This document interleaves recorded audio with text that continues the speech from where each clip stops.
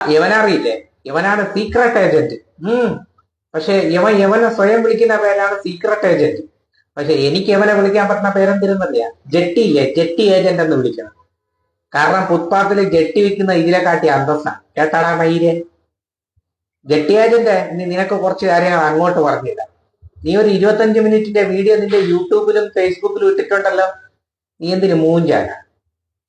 ഇന്നലെ നീ അവിടെ പോയപ്പോ നിനക്ക് അവിടെ കണ്ട ഭയങ്കര സങ്കടകരമായ അവസ്ഥയൊക്കെ വിവരിച്ചുകൊണ്ട് മനാഫിനെ എന്തൊക്കെയോ പറഞ്ഞുകൊണ്ട് നീ ഒരു മൂഞ്ചിയ വീഡിയോ ഇട്ടിട്ടുണ്ടല്ലോ മയില്. ഇത്രയും കാലത്തിനിടയ്ക്ക് നീ എങ്ങാനും അവിടെ പോയിട്ട് അവർക്ക് എന്തെങ്കിലും ചെയ്തു കൊടുത്താൽ ഈ വിഷയം സെൻസിറ്റീവ് ആയി ഇങ്ങനെ വന്നപ്പം നിനക്ക് പൈസ ഉണ്ടാക്കാൻ വേണ്ടിയിട്ട് നീ അവിടെ ഒന്ന് പോയി അവന്റെ അനിയനെ വിളിച്ചെത്തി ഒരു വീഡിയോ ചെയ്തില്ലേ മയില്? ഇല്ലേ? ഇതല്ലേ ഇതിലും നല്ല ചത്തവന്റെ ഊമ്പാൻ പോയാ പോലെ, അതെടുത്തിട്ട് പോയി ഊമ്പി ജീവിക്കും മയില്. നിനക്കൊക്കെ പറ്റിയ പണി എന്ന് പറഞ്ഞു കഴിഞ്ഞാൽ സിനിമാക്കാരുടെ തീട്ടം തിന്നല് അത് തന്നെയാണ്.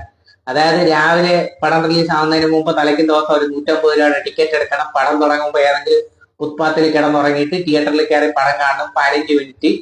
അത് കഴിഞ്ഞിട്ട് ഇറങ്ങി ഉടനെ റിവ്യൂ. മനസ്സിലായില്ലേ? ആ പടം അങ്ങനെയാണ്, ഈ പടം ഇങ്ങനെയാണ് എന്ന് പറഞ്ഞിട്ട് സിനിമാക്കാരുടെ തീട്ടം തിന്നുന്ന പരിപാടിയെ നിനക്കൊക്കെ നടക്കും.